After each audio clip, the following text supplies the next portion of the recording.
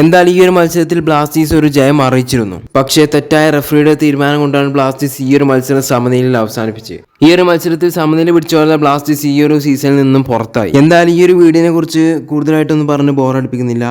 So കുറച്ച് പറഞ്ഞ് അവസാനിപ്പിക്കാം. ആദ്യം തന്നെ ഈ ഒരു മത്സരത്തിൽ എടുത്തു പറയേണ്ടത് കോറോ സിംഗ് എന്ന ആ യുവതാരത്തെ കുറിച്ചാണ്. തീർച്ചയായിട്ടും അദ്ദേഹം ഒരു മികച്ച പെർഫോമൻസ് ആണ് ഈ ഒരു മത്സരത്തിൽ കാഴ്ചവെച്ചത്.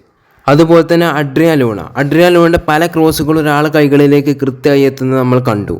അതുപോലെ എടുത്തു പറയേണ്ട ഒരു പ്ലെയർ തന്നെയാണ് ഡാനിഷ് ഫാറൂഖ്. അദ്ദേഹം കളത്തിലെത്തോടുകൂടി ബ്ലാസ്റ്റേഴ്സ് ഒന്നുമാടെ അഗ്രസീവായ ബ്ലാസ്റ്റേഴ്സിനെ നമ്മൾ കണ്ടു. അദ്ദേഹം ഒരു ഗോൾ അടിച്ചു. പക്ഷേ ആ ഒരു ഗോൾ ഓഫ് സൈഡ് നല്ല തീരുമാനമാണ് റഫറി അനുവദിച്ചത്. അതോടുകൂടി ബ്ലാസ്റ്റേഴ്സ് ഈ ഒരു സീസണിൽ നിന്നും പരാജയപ്പെട്ടു. അതുപോലെ ഈ ഒരു മത്സരത്തിൽ നമ്മൾ പുതിയതായുള്ള 2 സെന്റർ ബാക്കിനെ കണ്ടു. മിലോസ് ഡ്രീൻസിച്ചും ലഗാദോറും തമ്മിൽ ഒരുമിച്ചിറങ്ങുന്ന കാഴ്ച നമ്മൾ കണ്ടു. പക്ഷേ മിലോസിനെ അവർ ഓൺ ഗോൾ വെച്ച് തീർച്ചയായിട്ടും ബ്ലാസ്റ്റേഴ്സ് ഒരു മികച്ച പെർഫോമൻസ് ആണ് കാഴ്ചവെച്ചത്. ജംഷഡ്പൂർ ഈ ഒരു മത്സരത്തിൽ ഒരു ഡിഫൻസീവ് ഫുട്ബോളാണ് കാഴ്ചവെച്ചത്. അവർക്ക് കിട്ടുന്ന അവസരം മാത്രമാണ് അവർ അറ്റാക്കിംഗ് കാര്യമൊക്കെ നടത്തിയത്. അതും ജോർഡൻ മറയിലൂടെ തന്നെയായിരുന്നു അവിടെ ലക്ഷ്യം.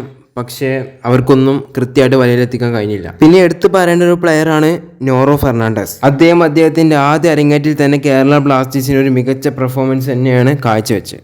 ഒരുപക്ഷെ അദ്ദേഹത്തിന് ഇനി അവസരം കൊടുത്തു കഴിഞ്ഞാൽ അദ്ദേഹം ഒരു മികച്ച ഗോൾ കീപ്പർ ആവുന്ന കാര്യം ഉറപ്പാണ്. എന്തായാലും കൂടുതലായിട്ടൊന്നും പറഞ്ഞ് ബോറടിപ്പിക്കുന്നില്ല. സോ എന്തായാലും വീഡിയോ ഇഷ്ടപ്പെട്ടാൽ ലൈക്ക് ചെയ്യുക, ചാനൽ സബ്സ്ക്രൈബ് ചെയ്യുക. സോ നെക്സ്റ്റ് വീഡിയോ ആയിട്ട് കാണുന്നവരേക്കും എല്ലാവർക്കും ഗുഡ് ബൈ.